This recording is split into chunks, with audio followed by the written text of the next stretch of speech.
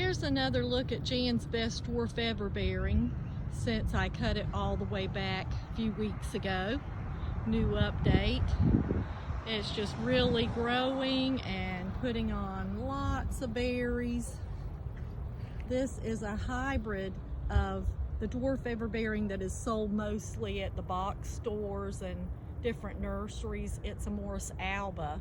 So this tree is a Morus Alba hybrid. So it's possibly maybe a seedling from that dwarf Everbearing, or I don't know, somewhere along the line it mixed with a different type of mulberry that's more tropical, so it weeps. And the regular dwarf Everbearing has a berry about 1/4 of an inch long, and it's kind of a bland tasting mulberry, whereas this one is 1/2 inch to 1 inch long and absolutely delicious flavor. It's one of our very favorites for flavor and productiveness. It is so productive. So the most productive here out of the 50 varieties that I have, granted half of those I probably haven't even tasted yet because they're too small. The trees are too small, but this one, Jan's best dwarf Everbearing, Bryce's World's Best, Lakeland Tropical, Maui, and Pakistan Black are the most productive trees here. Just loaded. They just load up with fruit. And so I would say they're Pakistan even makes a second crop without cutting the tree. Jan's Best, World's Best, Maui, Lakeland Tropical, they'll make another nice crop if you prune them.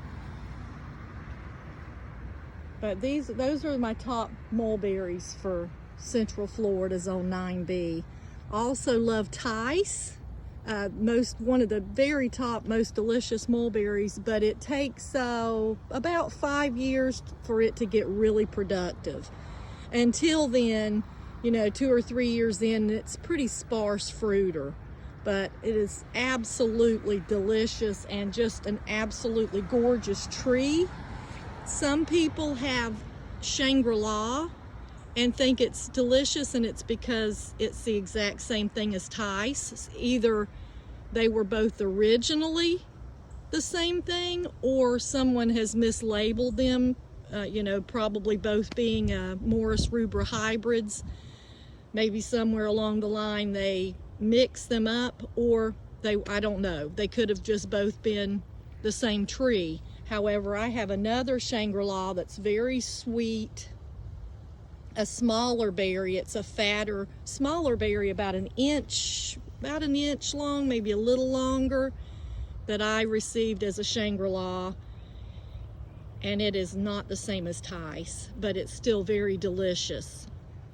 And I'm right now growing it on its own roots, because it seems like every tree that I have that's on the, what is that called?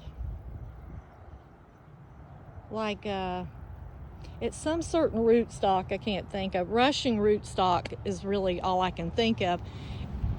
And it seems like all the nurseries use that.